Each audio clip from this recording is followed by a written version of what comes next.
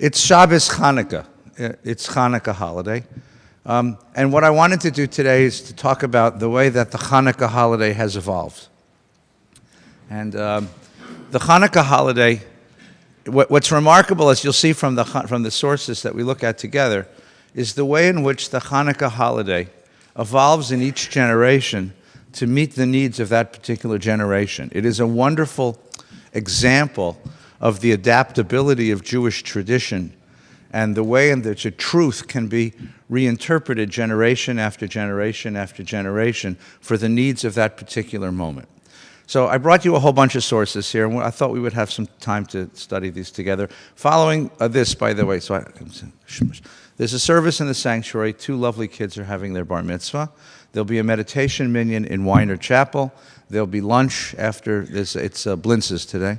And there'll be Parsha study. There's Parsha study upstairs, right? Okay. We're trying to keep the synagogue as normal as we can under the circumstances. So, okay. So really quickly, in 322 BCE, Alexander the Great conquers the world. Okay, let's go back to some history for a minute. Abraham, Isaac, and Jacob, about 1500 BCE. The Exodus from Egypt, about 1250 BCE. So far, so good? Okay? We come to Eretz Canaan, we settle Eretz Canaan, we live for 200 years as a tribal confederation. King David unites the tribes of Israel into one nation in about 1000 BCE. Solomon, his successor, builds the first temple, about 930 BCE. After Solomon's death, the kingdom splits. So for a little time in the world, believe it or not, there were 2 Jewish countries, not one. There was the country you lived in and the country you wouldn't be caught dead in, right? And then in 720 BCE, the great empires of Mesopotamia rise, and the Assyrian Empire, which is a northern Mesopotamian empire, comes across the Fertile Crescent and destroys the northern kingdom and exiles its population back to its capital in Nineveh. Nineveh today is Mosul. So this has been a region of some militancy for a long time. And they get lost in history. That's what we call the 10 lost tribes. Okay? The southern kingdom persists for another several generations. And in 586 BCE, a southern Mesopotamian empire called Babylon, which is Baghdad, comes across the Fertile Crescent and conquers the southern kingdom, destroys the temple. We are in exile for a generation. And then we come back from exile under the kingdom of Cyrus and rebuild the temple. And the second temple, which is the temple rebuilt after the exile, continues from then forward. Okay? That's the history so far. Everybody good? Good. In 322 BCE, 322 before zero, Alexander the Great, a Macedonian king, conquers the whole world. Literally, he conquers the whole world. Every place from India to Spain speaks the same language, has the same money, has the same law, has the same urban design. He conquers the whole world. And for the first time, we have a global empire. We really have a global empire. You can use the same money to trade, the same commercial law that governs trade and commerce, the same, you know your way around the streets in cities from Spain to Afghanistan because they're all built the same. Right? To this day, by the way, there are villages in the north of India where children are born with blue eyes. They are the descendants of Alexander's soldiers who stayed behind to govern those provinces. Now, Alexander was not interested in controlling these territories. What he was interested in doing is leaving behind a culture which was Greek culture, which is called in history Hellenism. Greek culture was a very powerful culture. It had a very powerful vision of what it meant to be a human being. It saw the body as an expression of perfection, and the perfection of the body would be the perfection of the soul. So that Greek culture sponsored an institution called the gymnasium. The gymnasium was not a health club. It's not Bally's. The gymnasium was a gentleman's club where men would go to train their minds and their bodies. Their minds were trained in philosophy, mathematics, and rhetoric, and their bodies trained in sport.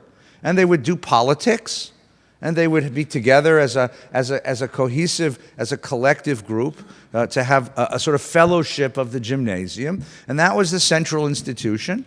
Greek culture brought theater brought theater to these places. Greek culture brought order. There was a law, a standard law. And so what happens is from Spain to Afghanistan, local cultures are dissolved. All of the little peoples that we read about in the Bible, Moabites and Amorites and Ammonites and Canaanites, they all disappear. They all disappear because they all assimilate into this great global culture called Hellenism. They all disappear. Their cities, what happens, they destroy their cities. We know this from archaeology. And they rebuilt their cities according to the Greek urban plan. Cities had to have an acropolis. They had to have a gymnasium. They had to have a theater. You can go all over the ancient East and find these cities. Now, what happens is every other ancient culture succumbed to Alexander's Hellenism except one, and that's you guys, you pain-in-the-neck Jews, right? Well, that's not exactly true, because what happened is that there was a class of Jews who lived in Jerusalem who were very much taken with Alexander's culture and decided that this would be their culture. It's the question of how much of that culture can you assimilate and participate and still maintain an identity as a Jew that Hanukkah was born. Now, we have a source. The first source we have about what Hanukkah is about is a book called First Maccabees. First Maccabees, because there was a second book called Maccabees, so that was called Second Maccabees. First Maccabees was written by Judah Maccabee's younger brother, Simon. There are 5 Maccabee brothers, okay? Judah, Eliezer, Yonatan, Yochanan, and Simon. Okay, Eliezer and Yochanan were killed in battle. Okay, Judah is the general who wins the war. He governs the people until his death, and then Simon, who is functioning as high priest, he governs the people, and then his younger brother Yonatan takes over. So Simon is the sort of intellectual of the family, and when he's high priest of Jerusalem after the victory of the Maccabees, he writes the memoir for the family. This is the contemporaneous source. That is the source that was written at the time it actually happened. Now, we don't include the book of Maccabees in our Bible, but we count it as a sort of quasi-semi, almost holy book. The Catholics did the same, and the Catholics included it in a set of books that are called Apocrypha, which is a fancy Greek word for saying it's good enough to keep, but not good enough to put in the Bible. Or as we say on Channel 4, not ready for prime time, okay? So this is a book that's been preserved. It was written in Greek, and then translated into many other languages, and we have the book. So here is Simon Maccabee, an eyewitness account, memoir of what happened. Fair enough? Here we go, on first page. Everybody see it? In those days, which is in the days when the Maccabee story begins. We're talking about 166 BCE. Okay, 150 years after Alexander the Great's conquest, 166 BCE. Lawless men came forth from Israel, Jewish men, and misled many, saying, "Let us go and make a covenant with the Gentiles round us," the Greeks, "for since we separated from them, many evils have come upon us." This proposal pleased them, and some of the people eagerly went to the king. Now, Alexander the Great, if you didn't read the book, you saw the movie, died very young. After he finished conquering the world, he dropped dead. He left his kingdom, and there was squabbling among his generals for a long time, and finally the world settles into 3 kingdoms. Europe is governed in Macedonia and then eventually moves to Rome. Alexandria, named for Alexander, is the capital of Egypt, run by a family called the Ptolemies, with a P. And the Eastern Kingdom is run from a small Syrian town called Antioch. And that includes everything from the Mediterranean coast to India. And it's run by a family called Seleucid. Now, the Seleucids were not exactly bright. First of all, they didn't have any good names, so they just named themselves for their hometown. You've heard of Tex or Numex or Kentuck. He was called Antiochus because he grew up in the city of Antioch. Oh, that's why he's called Antiochus, okay? And then what happens is he has this huge kingdom to rule. Everything from the Mediterranean coast, that's Israel, Syria, Jordan, everything all the way east, Iran, Iraq, everything. What happens is the eastern frontiers of his kingdom begin rebelling against him, and they can't hold it. So slowly the kingdom contracts. He loses India, he loses Afghanistan, he loses Iran, he loses Iraq. He ends up with basically Syria, Jordan, and Palestine. okay? A small area.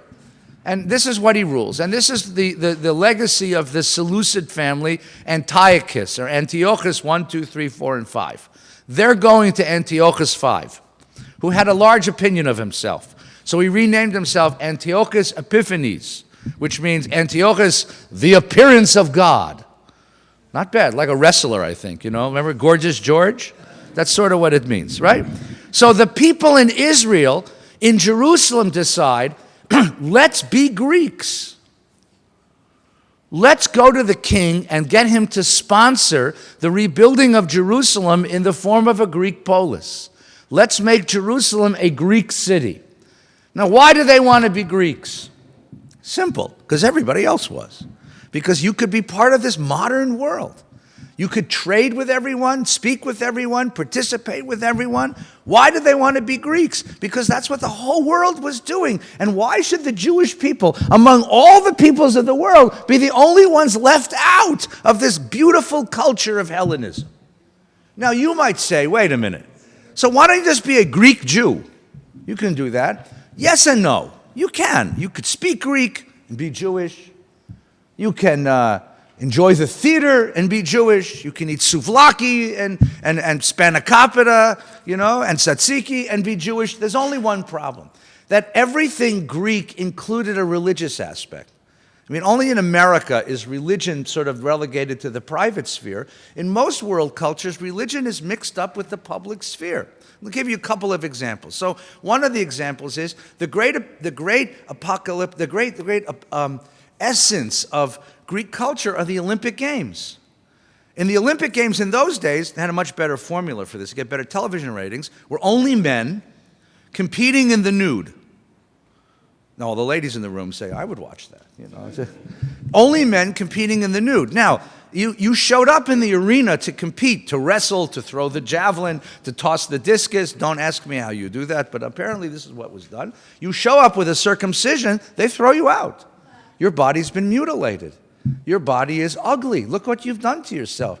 You couldn't participate in the games with a circumcision, which meant no Jew could participate in the greatest event, the greatest celebration of Greek culture. More than that, you know how in the beginning of the Olympic Games there's this guy with a torch? And they like run the torch across the world, and then at the opening ceremonies, he runs up the steps and he lights the big cauldron at the top. Well, originally that was a sacrifice. It wasn't just lighting a cauldron. There was a goat on top of it, right? A dead goat, and you'd roast the goat, and the sweet savor of the roasting meat would go up to the gods, and that was an offering to the gods. Well, if you're Jewish, you're not allowed to do that. You can't offer offerings to foreign gods. That's idolatry. We have a custom. We have the custom to this day. Two business people conclude a deal. What do? They have a drink.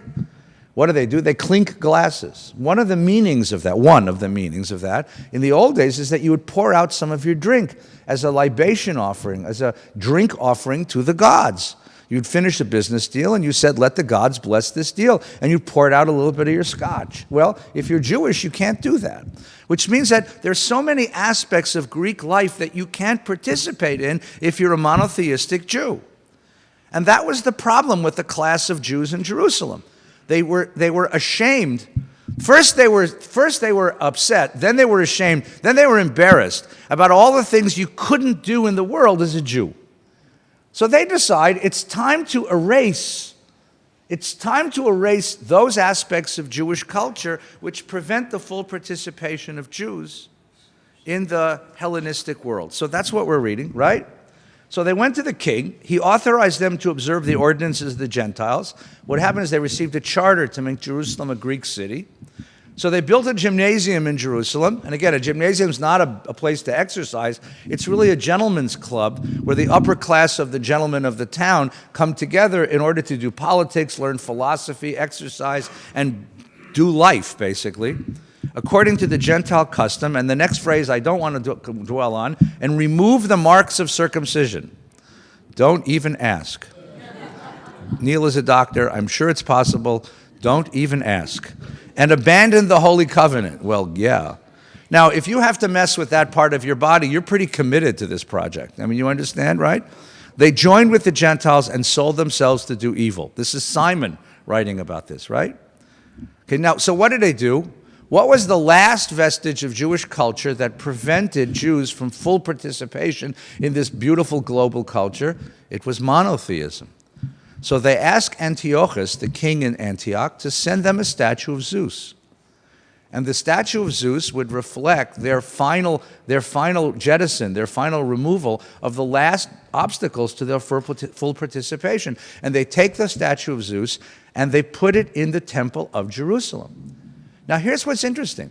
No pagan king would have done this on his own. Because pagan kings fundamentally respect the integrity of local cult. Pagan king, first of all, only a monotheist will kill you for your religion.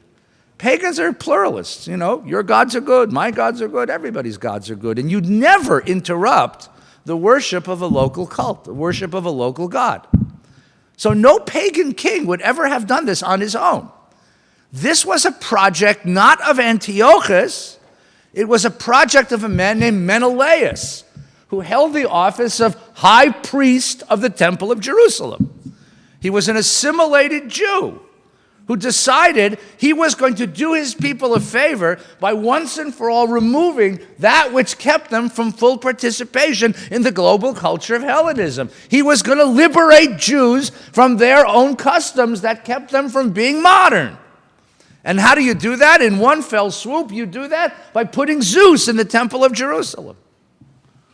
And the statue of Zeus that Antiochus sent bore a striking resemblance to Antiochus. He had his own political motives for going along with this, because that way he would cement the loyalty of the people of Canaan, of Palestine. Right? So it was Menelaus, the Jewish high priest, who puts the statue in the temple. But it's not enough to put the statue in the temple. You got to make all the peoples of the countryside bow down to it. So they take a small version of the statue, put it on the back of a pickup truck, and take it to all of the villages where all of the village elders would now swear loyalty to it. So the king's officers and that was accompanied by a garrison of Antiochus' soldiers to protect it. They were enforcing the apostasy, came to the city of Modin. Now, Modin, up until 25 years ago, from the time of the Maccabees in 166 up until 25 years ago, was a small, quiet, little farming town. 25 years ago, the Israeli government said, this is an ideally located city. It's on flat land, it's got good temperature, and they could run the commuter train from Tel Aviv to Modin. Today, Modin, 125,000 people. It's a beautiful place. It's a beautiful planned community with homes and synagogues and shopping centers and parks. A really nice place to live, and it's very nice. It's a very expensive place to live because you can take the train every morning into Tel Aviv and make a fortune in your startup, and then come back in the evening and live in suburbia. Get it? But in those days, it was a small farming village up until 25 years ago, right? They took this apostasy to Modin to make them offer sacrifice. Many from Israel came to them, and Mattathias and his sons were assembled. The king's officers spoke to Mattathias as follows. Now, as you're reading this, you're getting a sense of the structure of this text. The texture of this text is interesting. It sounds a lot like a Greek drama, which is to say, for people who rejected Greek culture, they adopted an awful lot of it sort of unwittingly. So the officers approach Mattathias, who is the priest and elder of the town, and they say to him, you are a leader, honored and great in the city, supported by sons and brothers. Now be the first to come and do what the king commands, as all the Gentiles and the men of Judah and those in Jerusalem have done. Then you and your sons will be numbered among the friends of the king, and you and your sons will be honored with silver and gold and many gifts. There was a society called the Friends of the King. It really was a formal society, FOK. That doesn't sound right. And the Friends of the King got special tax privileges. I mean, they knew how to appeal to Jews, give them write-offs, Give up God, you get a write-off. So he appeals to him to become part of this society of Friends of the King, and you'll get rich. All you got to do is be the first to bow down because he's the village priest. That would do it. And here Mattathias steps up, and this really sounds like Greek drama, because now you have a soliloquy, right? You have a monologue. But Mattathias answered in a loud voice, even if all the nations that live under the rule of the king obey him and have chosen to do his commandments, departing each one from the religion of their fathers, Yet I and my sons and my brothers who live by the covenant of our fathers, far be it from us to desert the law, the Torah and the ordinances, Torah and halacha. We will not obey the king's words by turning aside from our religion to the left hand or the right. Now, that's his soliloquy. Everybody else can worship this stuff, but we're going to keep to the religion of our ancestors. When he had finished speaking these words, a Jew came forward in the sight of all to offer sacrifice upon the altar in Modin. A Jew comes up to accept the king's offer, according to the king's command. When Mattathias saw it, he burned with zeal. His heart was stirred. He gave vent to righteous anger. He ran and killed him upon the altar. Okay? So who was the first casualty of the Maccabean War? A Jew. A Jew. So what we have here is a war over what issue? How much of the global culture can you assimilate before you assimilate away? Before you disappear altogether? What is the line that you will not accept, that you will fight for in the identity that you want to keep for your people? What is the uncrossable line? What's the red line? For Mattathias, you can speak Greek, you can enjoy Greek drama, you can even exercise, right? You can have Greek government, you can build your city like Greeks, as they say in Greek, Gesundheit. There's only one thing I will not allow you ever to do, and that is to replace our God, the God of Abraham, with Zeus. That's the red line. And when a Jew steps up to do that, he kills the Jew. This began as a cultural civil war over the question, how much can you assimilate of a global culture before you disappear? And what are you willing to fight for? What are you willing to fight for? When he finished speaking, Mattathias, at the same time he killed the king's officer who was forcing them to sacrifice, tore down the altar. Then Mattathias cries out in the city with a loud voice saying, let everyone who is zealous for the Torah and the covenant come out to me. He and his sons fled to the hills and left all they had in the city. So what happens in the next section is he and his sons flee to the hills. They gather a huge citizen army and they defeat the Greek. What happens is the Jews who were the assimilation party living in Jerusalem, Menelaus and his buddies, call for Antiochus to send reinforcements. Antiochus sends his army to defend his friends in Jerusalem. Now imagine this, a great world empire sends a huge army to a faraway place where they're met with an insurgent guerrilla movement which tears them to pieces. Imagine that happening someplace. Have you ever heard of that story? Imagine that. And the insurgent guerrilla movement tears them to pieces. First of all, because they know the lay of the land better than the foreigners. Second of all, because they're fighting for the thing that matters most to them in life, and their opponents are just mercenaries fighting for money. It just tears them to pieces. And this is what happens. Antiochus is threatened to lose his kingdom. His army just gets decimated by the guerrilla warriors of Judah Maccabee, because Judah Maccabee didn't fight fair. He used IEDs and this kind of stuff and destroys Antiochus' army. So Antiochus at one point gives up. He pulls his army out, and that leaves Jerusalem open, and that's when Judah Maccabee goes up to Jerusalem. It's 35 chapters of war that I left out. If anybody's interested in a really good war story, I think Mel Gibson was making a movie about this, right? It's sort of Braveheart with yarmulkes, right? Freedom, mitzvahs,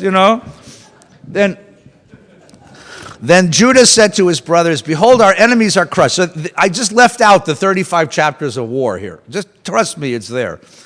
Then Judah said to his brothers, behold, our enemies are crushed. Let us go and cleanse the sanctuary and dedicate it. That's the temple.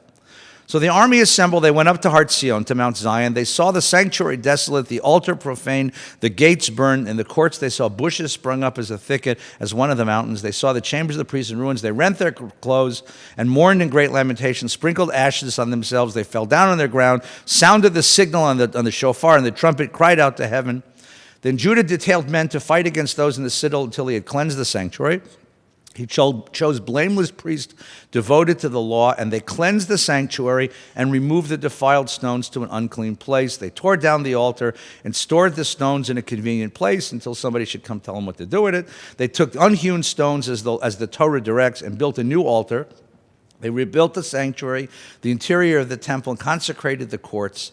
They made new holy vessels, brought the lampstand and the altar of incense and the table into the temple.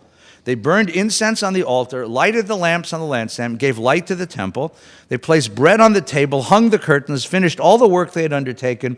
Early in the morning on the 25th day of the 9th month, which is Kislev, which is this week, Gesundheit, in the 148th year since Alexander's conquest, they rose and offered sacrifices the law directs, the Torah directs, on the new altar of burnt offering they had built at the very season, on the very day the Gentiles had profaned it. It took them a year to conquer Jerusalem. Dedicated with songs and harps and lutes and cymbals, all the people fell on their faces, they must have hurt, and worshipped and blessed heaven who prospered them. They celebrated dedication of the altar for 8 days. Yemei Chanukah HaMizbeach, the days of the dedication of the altar. That's the name of the holiday. Shmonat Yemei Chanukah HaMizbeach. Now, why 8 days? Why 8 days? Because in the book of Leviticus, when Moses built the altar, when Moses built the Mishkan, it took 8 days to dedicate it. When Solomon built the temple, it took 8 days to dedicate it. When you build something, you take 8 days to dedicate it. So they have rebuilt the temple, sanctified it over again. They need 8 days of dedication. Shmonat Yamin Chanukah HaMizbeach. 8 days of the dedication of the Mizbeach. And they offered burnt offerings. Judah and his brothers and the assembly of Israel determined that every year at that season of the day of dedication of the altar, Yemei Chanukah HaMizbeach, should be observed with gladness and joy, beginning with the 25th of the month of Kislev. Stop, don't turn the page. That's the story. You like it? What's there and what's missing? And what surprised you? No, now notice, this is the guy who was there. And he is writing a memoir, and he's trying to show that his family has legitimacy in governing Israel. So he has every need to point out every miracle. And he says, they schlepped in the table, they schlepped in the bread, they schlepped in the menorah, they lit the menorah. They lit the menorah?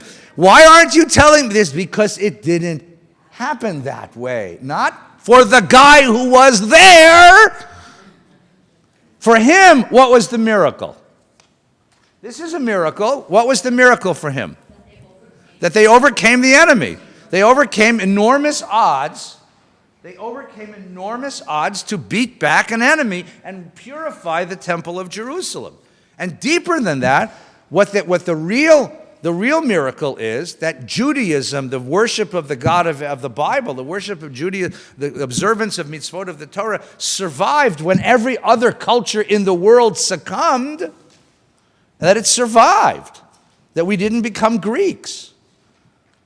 That's what the miracle was. Now, that's the story. That's a hell of a story. What happened to the holiday? Well, here's what happened to the holiday. Ready? It's sort of a sad story. It only lasted a little while. Judah reigned as the sort of ruler of Israel. Then he died. Simon took over. He was high priest. He became ruler. Then his younger brother Yonatan took over. And then Yonatan's son, whose name was John Hyrcanus, took over.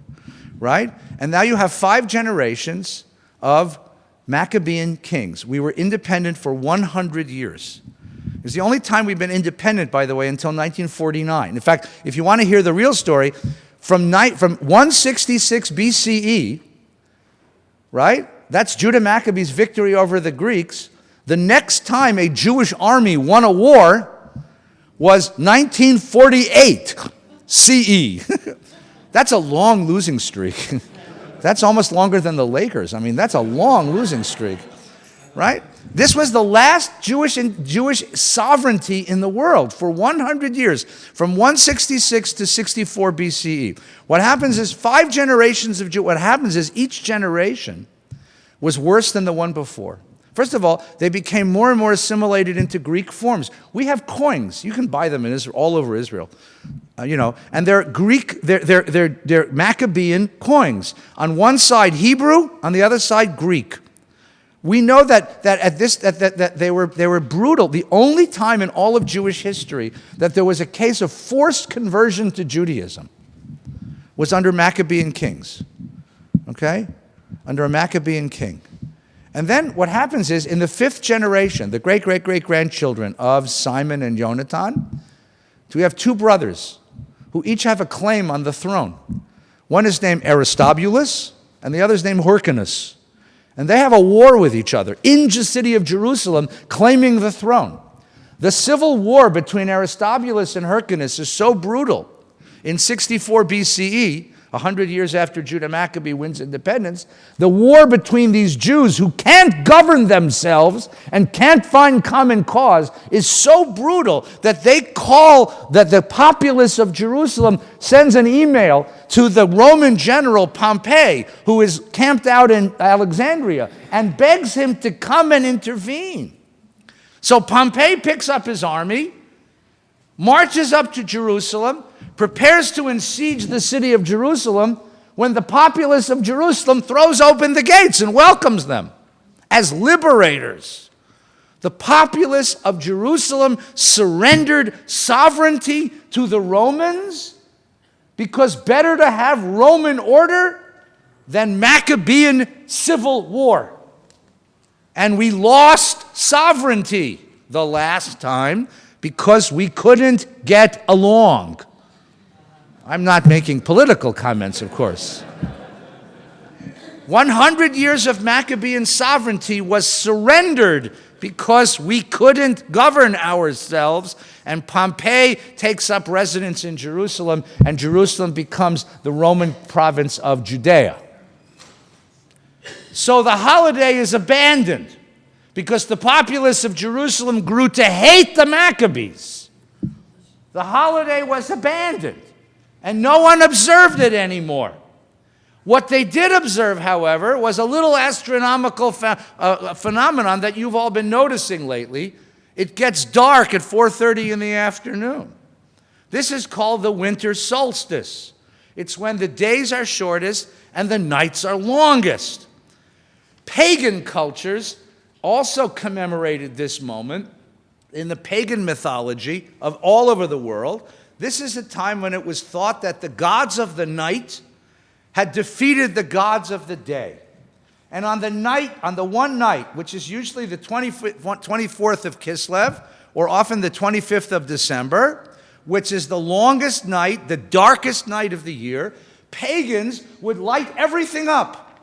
They would light up all the candles and lights of their homes. They would burn big bonfires in the middle of their towns in order to strengthen the gods of the day and resurrect the gods of the day, so that the gods of light and daytime and warmth would come and defeat the gods of darkness, night, and cold. That was a pagan culture. So even when Hanukkah was given away, Jews participated in that pagan culture because it was beautiful. Go to the mall, it's full of light, it's nice, you know. So we advance now 300 years. The Romans come into Palestine in 64 BC. They govern Palestine, and they are brutal. Absolutely inept and brutal. In 67 CE, 67 after zero, the Jews of Jerusalem rise up against the Romans. The Romans smash the revolt, and in 70, they destroy the Holy Temple in the city of Jerusalem, murder the priests, end all sacrifices, make life in Israel miserable.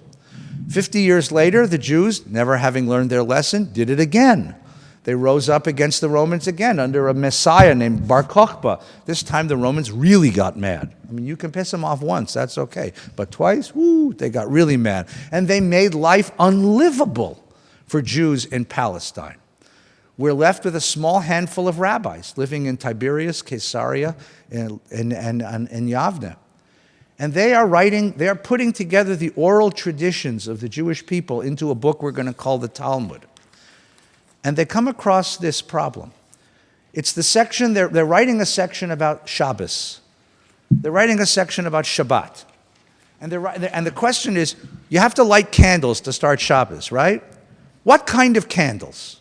There's a long discussion in the Gemara about what kind of candles you used for Shabbos. And so they say you have to use really good candles. Really good candles. Why? Because if the candle were to accidentally burn out Friday night, you'd be left sitting in a dark home, and you'd be tempted to relight it. And that's a violation of Shabbos. So use the better candles. So the rabbis say, I'll use the better candles, but I got these cheap ones that I bought in the market. What do I do with the cheap ones? So one of the rabbis says, use them for Hanukkah. and the answer of the Gemara is, Hanukkah? What's Hanukkah? And that's what I gave you right here, Talmud Shabbos. Now, do you see this paragraph here? There are 137 pages in the Talmud of Shabbat. There's 75 pages in the Talmud of Passover. There's 60 pages in the Talmud of Yom Kippur. There are 50 pages in the Talmud of Purim, of Megillah. How much in the Talmud is devoted to Hanukkah? This. You want to know where Hanukkah fits in the pantheon of Jewish holidays? 137 pages of Talmud Shabbos? This is what's given to Hanukkah. So if anybody says, Hanukkah is not a very important holiday to Jews, here's what it says. So they ask the question, in Hebrew, it's my Hanukkah, which means, Hanukkah? What's Hanukkah? And they tell the following story. Our rabbis taught, which means it's an earlier source. On the 25th day of Kislev commence the days of Hanukkah, which are 8, on which lamentation for the dead and fasting are forbidden. For when the Greeks entered the temple, they defiled all the oils therein. And when the Hasmonean dynasty, that's the Maccabees, prevailed against and defeated them, they made search and found only one cruse of oil, which lay with the seal of the high priest, but which contained sufficient for one day's lighting only. Yet a miracle was wrought therein, and they lit the lamp therewith for 8 days. The following year, those days were appointed a festival with the recitation of Hallel and thanksgiving. That's it. That's Hanukkah. Now, what did they add? The miracle now becomes not the war, not the overcoming of assimilation, not the what is the miracle? The oil lasted 8 nights. Where the heck did they get that story from? Simon didn't know it, and he was standing there when Judah lit the lights. Where did they get it from? Well, think about who they are. First of all, these are Jews who have participated, have witnessed, either them or their families have witnessed now, 2 horrible military defeats. In 70 and in 120. They have learned that the power of the Jewish people is not going to be military. That the power of the Jewish people, its power is not military prowess. They're not about to celebrate a military victory. Military exercises have only brought destruction and devastation to the Jewish people. Incidentally, this morning when the kids have their Haftorah reading, they're going to read from the 3rd chapter of Zechariah, who's a prophet from the Second Temple period. And the last line of that the prophet Zechariah took from the songwriter Debbie Friedman. It says, Lo b'chayil v'lo b'koach ki im beruchi amar Adonai. Not by might and not by power, but by the power of my word will you persist. That becomes the rabbi's refutation. That's the rabbi's rejection of the Maccabees' understanding of the holiday. It's not a holiday about military victory. When Jews go to war militarily, we lose bad. Don't put your eggs in that basket. Don't rely on Jewish military victories. Now, there's a big argument with this because Theodor Herzl is going to come back. You'll see that in a minute. What the rabbi said is, what's our power? Ki im beruchi amar Adonai. Spiritual power, the power of moral courage. Who are the rabbis? The rabbis look outside and it's really dark. And they say, that's the world we live in. The darkness of Roman government, the darkness of Roman oppression, the darkness of Roman cruelty. In a world of brutality on the hands of the Roman Empire, it is our job to keep alive this tiny flame of Torah. This tiny, flickering flame of Torah. One teeny little light. And they look back and they say, you know what, the Maccabees, it wasn't the military victory. It was that one family decided to remain loyal to the God of Abraham. One tiny little flickering light of the light of God, the light of Torah, in a very dark Roman pagan world, that's all it's going to take. You light that light, God will make it persist. I mean, the klutz kasha that I was asked as a kid by my teachers in Hebrew school was, if they had enough light, enough oil for one night, why is the miracle 8 nights? They already had enough the first night. So the first night you shouldn't say the bracha. The miracle starts on the second night. And the answer is, you light it, you have the courage to light it, God will make it burn the rest of the week. That's the miracle. That's the miracle. So for the rabbis, the Winter Solstice festival becomes a symbol of their persistence in the face of Roman oppression, and the Maccabees become a symbol of the courage, the moral courage of Jews to maintain their faith in the light of overwhelming odds, overwhelming oppression, overwhelming cruelty. Hang on, say the rabbis, the light will come back. And so they celebrate Hanukkah. Now, ironically, here's the irony of this, okay? Next door, and I mean literally next door, in Caesarea, Tiberia, and Yavne, are the church fathers. Who are the church fathers? They're the early Christians. They look outside and they say, it's really dark. That's the world of sin, the separation of man from God, the brokenness of the world. And what's the light for them? The Christ child. The birth of Christ is the light of God entering a dark, dark world. So they decide to make a holiday out of this time of year too. Jesus wasn't born in December. Jesus was born in April. How do we know that? Because the book of Matthew says he was born at the time of the census. The census was right before Pesach. You don't take a census in December. It's too cold. You take a census in April before everybody comes to Jerusalem for Pesach. That's when you take the census. He was born at Pesach time. But they moved his birthday. I guess they could do that in those days. They moved his birthday from April to December. The other thing you know is if you're born in a manger in December in Jerusalem, you're going to freeze your little tuchas off. Right? That's where they got his name. His father says, Jesus Christ, it's cold in here. Right? Right? I'm sorry, that was cruel. I apologize. That was not nice. That was not nice. I apologize. That was not nice. I'm sorry. That was not nice. The church fathers see that the world is embraced by darkness of sin, and the light of the Christ child is the hope they have that they can dispel the. So ironically, even though the holidays are very different, we light menorahs and put them in the window, and our neighbors light up their tree and light up their homes for the exact same reasons, for the same symbols. Okay, that takes us to the first century. Ready? We have any more time? Yeah, okay, what the hell. Because if there's any week of the year I can screw around, it's this week, right? Now, let's move forward 12 centuries, right? Medieval Europe. Medieval Europe, after the millennium, that is after the turn of 1000, medieval Europe has a rise. There's a time of prosperity and peace, and the population of medieval Europe rises dramatically. When a country has, when a nation has a rise in population, they suddenly have the manpower to do things they couldn't do before. And so beginning in the 11th century and the 12th century, the kingdoms of Europe decide that they're going to go to war to reclaim the Holy Land. The millennium had come. The Messiah was supposed to come. They would bring the Messiah by going down to the Holy Land and liberating Jerusalem from the infidel, the Arabs, the Muslims who lived there. So the Crusades come. Now, the Crusaders had a really interesting sort of habit. They marched down from France, Germany, England, down through Europe, down to the ports of Italy and Turkey and Greece. And on the way, they decided, listen, why wait till we get to Israel to kill infidels? There are infidels right here. And they slaughtered and murdered and raped and pillaged and destroyed all the Jewish communities along the Rhine Valley. And this was a great golden age of Jewish life along that valley. It was an age of great learning and great piety and great creativity, and it was put an end. It was destroyed by the marching crusaders. The Jews, who were helpless in the face of these marauding armies of soldiers, all they can do is pray for help. And Hanukkah is the only holiday we have where you can actually embrace a warrior. But of course, we don't have real warriors. So what do we have? We have fantasy warriors. And they begin singing a song. Now, the Crusaders had their own music. They had Crusader songs. So they write what the Jews did in the 13th century is write a Crusader song. Ma'ot sur Yeshuasi, Lechana elishabeach, Tikon beit tefilati, V'sham toda nizabeach.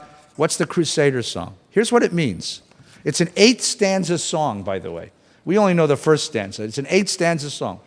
O mighty stronghold of my salvation, Ma'ot sur Yeshuati, Lechana elishabeach, to praise you is a delight.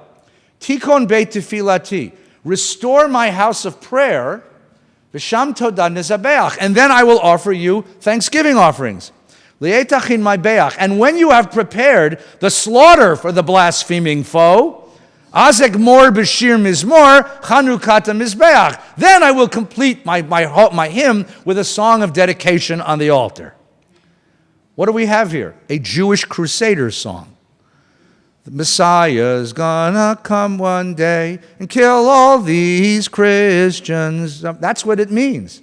This is a fantasy of King Messiah as warrior who will do to the Christians what they just did to us. And it goes on like this for eight stanzas. It goes through each of the eras in Jewish history, the Egyptians and all the Egyptians where God has had triumph over the Gentiles. Right? Here's the one about the Greeks, which is about the fourth stanza down. The Greeks gathered against me in the days of the Hasmoneans. Hasmonean is the family name of the Maccabees. Okay? Then broke down the walls of my towers and defiled all the oils. But from the last remaining flask, a miracle was wrought for the Jews. Therefore the sages ordained these 8 days of song and praise. Extend your holy arm and hasten the time of salvation. Wreak vengeance upon the wicked nation for the sake of your faithful servants. For deliverance has been too long delayed, and evil days are endless. Thrust the enemy into the shadows of death and raise up the 7 shepherds. 7 shepherds? Abraham, Isaac, Jacob, Moses, David, Solomon, Joseph, right? 7 shepherds. What do we have here? A Jewish crusader song. But we don't have real armies. We don't have Richard the Lionhearted. We just have the fantasy that one day God's going to send Messiah and do this. Hanukkah becomes for the generation of the Crusades this sort of compensation, the dream that compensates for the powerlessness that they feel in the face of the horror of the coming Crusaders. Now, let's move forward in history again, shall we? 600 years to the 18th and 19th century. In the 19th century, Jews are being liberated. Jews are living all over Europe, particularly in Eastern Europe, but in Central and Eastern Europe, and Jews are suing as the governments in the 19th century, as the governments of Europe are adopting democratic constitutions. The Jews are suing for civil rights. And in the 19th century, the process moves from west to east, from America to England to France to Germany to Italy, and then it never really gets to Poland and Russia. Governments are establishing emancipation for Jews. Emancipation comes to the Jews of Germany in the 1870s. That is, Jews are permitted in the 1870s to come out of their ghettos. They don't have to live in ghettos anymore. Jews are permitted to enter universities. Jews are permitted to do business with Gentiles, own land, sue in courts, serve in government, serve in the military. Jews are emancipated in Central Europe, and particularly in Germany, where Jewish life flowers at this point. And the Jews who are emancipated want to find a place in German society. So what they want to say to their German neighbors is, we're just like you. And they want to say, we're just like you. Our faith does not separate us from you. We have much more in common than what separates us. We'll show you. Judaism is simply an expression of reasonable, rational, idealistic German philosophy. And that's where you get the Reformed movement. The Reformed movement starts with aesthetics. Let's make the temple more like the Lutheran church. Let's bring in an organ. Let's let people sit together as families. Let's quietly sing hymns. Anyone ever been to a Lutheran church? If you've never been to, or Episcopal church or a Presbyterian church, they do something which Jews never do in shul. They sit quietly. They enjoy a religious emotion which Jews don't know, serenity. They sit quietly in church. It's a machaya. You walk in, like 1,200 people sitting quietly, waiting for the pastor. You put 1,200 Jews in a room, it's like a train is going through. People are schmoozing, talking, hugging, kissing, arguing, right? Christians are quiet. They wanted decorum. They wanted aesthetics. They wanted an organ, and we'll sing. And we'll show our Christian neighbors that we're just like them. And we'll rewrite Judaism to be reasonable and universal. 2 great German rabbis, Marcus Jastrow and Gustav Gottheil, educated in Heidelberg and Berlin, make Aliyah to America, right? Gottheild becomes the rabbi of Temple Emmanuel in New York, Jastro's in Philadelphia, and they're stuck with a Hanukkah holiday that's still kind of militant, and not very universal. So they take Ma'ot Sur, they take a Protestant hymn, dun, dun, dun, dun, dun, dun, dun, that's not a Jewish melody, right? And they take a Protestant hymn, they put the song, but nobody speaks Hebrew. They don't know, their congregations don't know Hebrew, so they provide a translation. It's not exactly what the words say, but it's what the words should say. Here's what it says. Ready? Rock of ages, let our song praise thy saving power. Thou amidst the raging foe wast our sheltering tower. Furious they assailed us, but thy arm availed us together. And thy word broke their sword when our own strength failed us. And thy word broke their sword when our own strength failed us. That's not the story that Simon told in 1 Maccabees, nor is it the meaning of the Hebrew of Ma'ot Sur. In fact, the Hebrew of Ma'ot Sur is quite different, right? But what's the notion here? You're in America now. You're in America now, right? What's the faith of Americans? God will redeem us from oppression. When our own strength failed us, God redeemed us. Look at the last verse. This is the most wonderful. Children of the martyred race, whether free or fettered, wake the echoes of the song where ye may be scattered. Yours the message cheering that the time is nearing, which will see all men free, tyrants disappearing, which will see all men free, tyrants disappearing. What do we got? It's an American song. What's the American myth? We ran to this country to get away from tyranny and to be in a place of justice and democracy. So Hanukkah becomes that holiday. It's a holiday for religious freedom. And we rewrite the story of Hanukkah. And we forget the part about the Jew worshiping at the altar that Mattathias slaughtered. And we forget about the civil war in Jerusalem. And we make it a story of religious freedom, which is a story every American embraces, because that's the Thanksgiving story that we just told 3 weeks ago, right? We were looking for religious freedom. That's why we left England. We were looking for religious freedom. That's why we left Poland to come here. Tyrants disappearing, freedom for all men. That's what Hanukkah is about. A new holiday for an American day. A patriotic holiday, right? That's nice. That's the American version of Hanukkah. Now let's move a little bit farther in history. So this was written at the turn of the century. Now we come to the birth of Zionism. Okay, turn the page over. Okay, Zionism.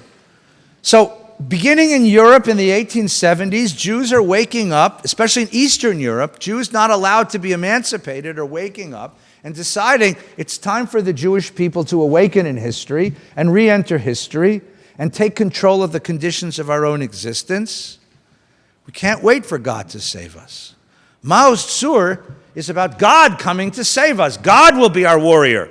We don't have Richard the Lion-Hearted. We have the Messiah that God's going to send. But the Zionists said, if you sit here waiting for the Messiah, you'll sit here forever. You are the Messiah. You have to be your own Messiah. A man named Leon Pinsker, who's a great doctor, writes a book called Self-Emancipation, Auto-Emancipation, which means you don't wait for some government to tell you that you're free. You make yourself free.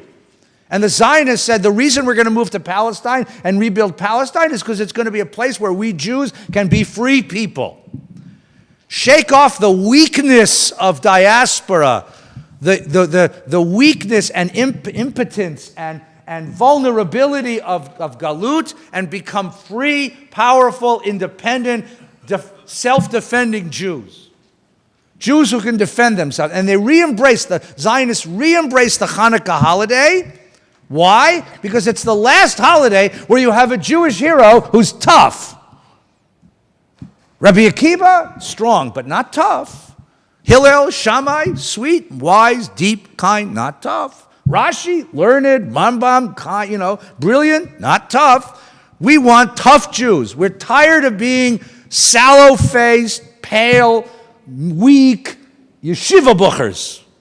We want big, strong, sun-bronzed, tough-ass, badass Jews. Who was the last, badass Jew? Judah Maccabee. So Hanukkah becomes a very important holiday for the Zionists because it's the worship of Jewish strength and self-defense. They go back beyond Mao Tzur, beyond rejecting Mao Tzur, rejecting the rabbi's light story. They go back to Simon, the book of Maccabees. Jews fought a war and we won. Let's remember that. Jews fought a war against the biggest power in the world and we won. Let's remember that. Jews fought a war and we fought it so well that power almost collapsed. Let's remember that. And they rebuild the holiday from that place. They completely reject. It's a complete repudiation of Mao's Tzur. Don't wait for the Messiah. You be the Messiah. And we have a song. It was written in the 1920s by I forgot to put the title here. It's called Mia Malel. And it's written by a guy named Mordechai Rabinowitz, who changed his name to Ravina when he comes to Israel. He's born in Russia, educated in Germany, and makes aliyah to Israel. He's one of the early Zionists, and the early Zionist songwriters. And he writes a Hanukkah song. Mi yimalel gvurot Yisrael otan, mi yimne hein bechol dor yakum magibor goel ha'am. Now that's not a medieval hymn like Raud Sur. This is 1920. Now, Rabinowitz knows Jewish sources very well. He's a yeshiva bucher. And he writes this song knowing exactly what he's saying. So let's take a look at this song. Mi yimalel gvurot Yisrael. Who can retell the mighty deeds of Israel? Now, what he knows is that in the book of Psalms, the line reads differently. In the Bible's book of Psalms, it's Mi yimalel gvurot Adonai.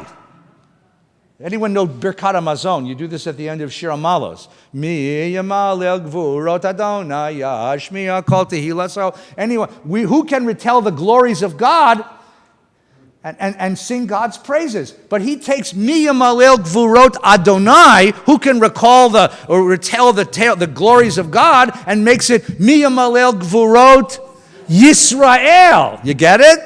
Otan mi yimne. Who can counter? Hein bechol dor. In every generation. Yakum who? Who will rise up to save us? Yakum, not Adonai. That's Mao Tzur. Yakum, not Adonai, but Yakum Hagibor.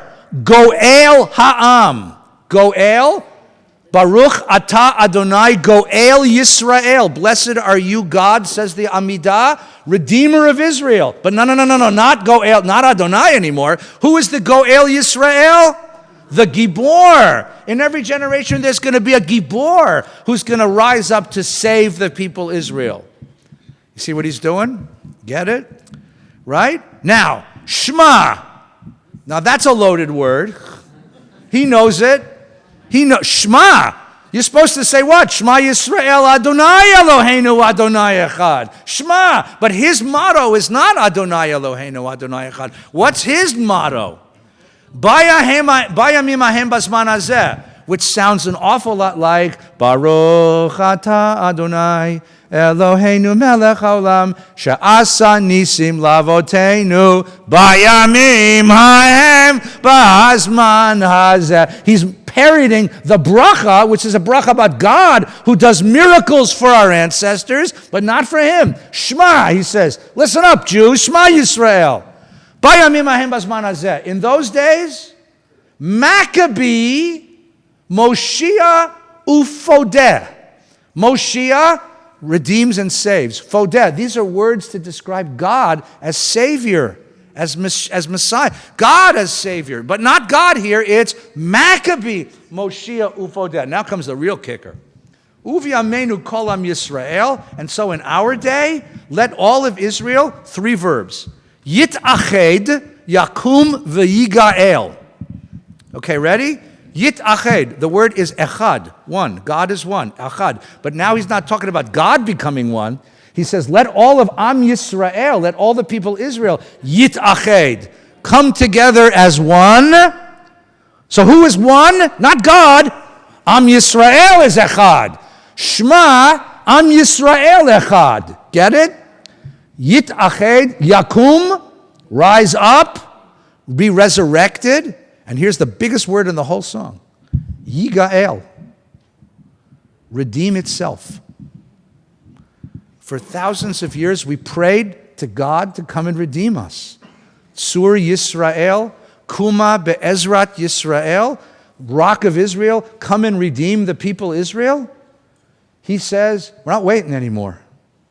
From now on, Kol Am Yisrael, Yitached, let all of Israel, let all the people Israel gather as one. Yakum, rise up, Ve'yigael, and redeem itself.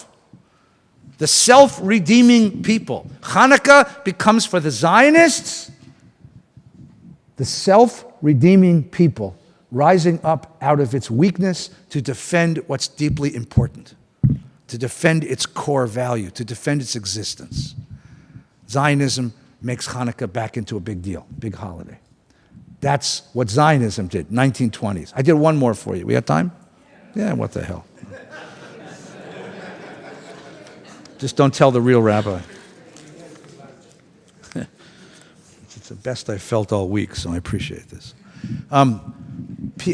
Peter Yarrow. Peter Yarrow, family's name was Yarrow Schlumberg, something like that. His family came from Russia, and he was raised he was in Boston and then Kansas City, educated at Cornell. And when he was the head of the folk club at Cornell in 1959, he met two other people, a man named Noel Stuckey, whose middle name was Peter. He was a born-again Christian, but a folk music artist in Greenwich Village, and a woman named Mary Travers. And the three of them formed a folk group in the early 1960s in Greenwich Village called Peter, Paul, and Mary. Peter was Jewish, Paul was a born-again Christian, Mary was a communist. And the three of them formed a folk group. They were invited to Carnegie Hall at one point to do a holiday concert. So Paul wrote a Christmas song, and Mary wrote a commie song, and they said, Peter, you're the Jew, write a Hanukkah song. Peter Yarrow had grown up in a family that was terribly, terribly poor, and he knew the oppression of poverty, and he knew discrimination, and he also knew the socialist ideals of his parents. And in here, I'll just hearken to the fact that Rabbi Schulweis came from the same background. Harold's father, Rabbi Schulweis's father, Maurice, was a socialist and an editor of the Forwarts, editor of the socialist left-wing newspaper, and hated religion, by the way. So Harold becoming a rabbi was his rebellion against his father. He hated religion because he believed, like all good socialists, that religion got in the way of social revolution. So Peter Yarrow, I shouldn't get there. Peter Yarrow writes a song for, it's the Martin Luther King version of Hanukkah, right? And it's now become, it's one of the most popular Hanukkah songs left. So given the history we've now seen, right, from Simon the Maccabee early, then the rabbis some years, 300 years later, to the Crusaders after them, to the early German rabbis after them, to the Zionists, now we get, this is 1960s, 1970s, America Hanukkah. Ready? Pete Seeger writes a Hanukkah song. This is what it would sound like, right? Light one candle for the Maccabee children, with thanks that their light didn't die. Light one candle for the pain they endured. You know this song? For the pain they endured when the right to exist was denied. Light one candle for the terrible sacrifice justice and freedom demand. And light one candle for the wisdom to know that the peacemaker's time is at hand. Peacemaker? This is a holiday about a war. When we started, they were like really happy to have a war. They were glorifying the war. But what you have is a different Jewish vision. That the Jewish vision is not about fighting wars for your faith. The Jewish vision is about bringing peace for your faith. That having had enough war in the world, having survived the Second World War and the Holocaust, it's time for the peacemaker to come. And so Peter Yarrow rewrites Hanukkah to become a holiday not about a war for military conquest, for political independence, not a war about religious religious issues, not a Messiah fantasy, and not a celebration, as Miyam Malel, of tough Jews, but the opposite. Who were the Maccabees? They were the idealists, the social activists, the people who sought peace in a world full of oppression, right? Don't let the light go out. It's lasted for so many years. Don't let the light go out. Let it shine through our love and our tears. Light one candle for the strength that we need to never become our own foe. That's a good line. Light one candle for those who are suffering, a pain they learned so long ago. That's his own story from having watched his family struggle with poverty. Right? Light one candle for all we believe in, that anger not tear us apart, because he also witnessed the struggles within the black movement, the black civil rights movement. When the black civil rights movement, the African-American civil rights movement, broke apart over issues of black power, and the coalition between Jews and African-Americans, Jews and blacks, broke apart over black power. That's what he's talking about. Light one candle to bind us together with peace as the song in our heart. So I think it's wonderful that this holiday that begins in this very brutal, bloody war now becomes a peace holiday. I think that's wonderful. That's exactly what the holiday's for. Here's the last one. Ready? What is the memory that's valued so highly that we keep it alive, that we keep it alive in that flame? Now that's a great question, by the way. So that's really the question that I wanted to ask with all of these sources. So what does Hanukkah? What does Hanukkah do? It serves each generation by remembering the story over again. It serves each generation for its spiritual needs at that moment. So the story is going to be told differently by each generation because each generation has a different need for a different narrative, a different story. What's the commitment to those who have died? We cried out, they've not died in vain. That justice, what is the memory? This vow is so highly, we keep it alive in the flame. What's the commitment? Those who have died, we cried out in vain. We've come to believe this for always believing that justice will somehow prevail. That is the burden, that is the promise, that is why we will not fail. Don't let the light go out. So for the 60s radical who believes that it's possible for human beings to bond together in a universal struggle for justice, Hanukkah becomes the holiday that celebrates that kind of persistence and the faith that if you light the first candle, God will help you through the rest of the seven. Hanukkah is this wonderful holiday that, if anything, it is a testimony to the flexibility, the adaptability, and the creativity of Jewish people over the generations. That's really long. We have to go down. So hang on, Jay. Just let's. We really don't have any time. We really like hours and hours late. So we'll take one or two questions. But anybody who wants to go daven, please go. And we'll see you tomorrow. The service is at 11 in the morning. If you can't make the service at 11, any evening between from 6 on, we're meeting at 7. We're davening, and then in the morning there'll be morning minyan that we're going to join together. Morning minyan. Yeah, Murray.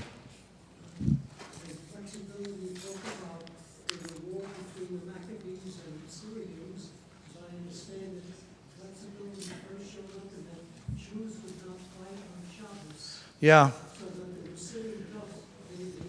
Right. So there was a question. The question came up among the Maccabees, and this is documented in the book of Maccabees, about Jews had not fought a war before. So there's a simple question about whether you're allowed to defend yourself on Shabbat. Now, if you think about that question, the reason it had to be asked is because Jews had never fought a war before. Right? They at least not fought a war since the temple had been rebuilt. And so the question really is, what are the rules? Is there a Jewish ethic of warfare? And is there a Jewish ethic of self-defense? And what are the limits of an ethic of self-defense? I mean, it raises all sorts of interesting political issues for today. You know, what are the values that govern Jewish self-defense? And how much of yourself are you willing to trade away in order to defend yourself? Or to put it in the other side of the political spectrum, how much of a monster are you ready to be in order to defend your existence in the world? And if you trade away everything that's you, everything that's sacred to you, simply to survive, is it worth surviving anymore? So these kinds of questions are embedded in the book of Maccabees. These kind of questions are embedded in that text because that text is really the first discussion of a Jewish war, right, under the conditions of the Second Temple.